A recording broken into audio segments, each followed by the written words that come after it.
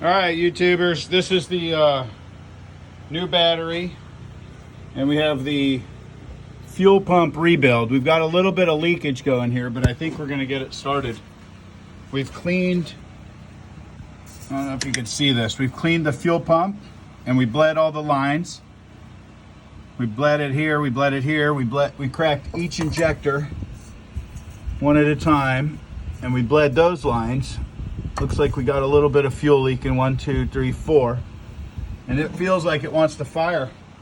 So this again is the gehl skid steer from the auction, Sugar Clewiston auction. Paid $4,500 for it. I've been working on it for a while. Here's our start button, and I'm still not sure which one of these is glow plugs. I'm pretty sure that one is. I'm pretty sure we need to tie these two together when we start it. So we should get an alligator clip actually for that. Get an alligator clip there. Clip those together, and then we can hit it with the hot wire. So you can hear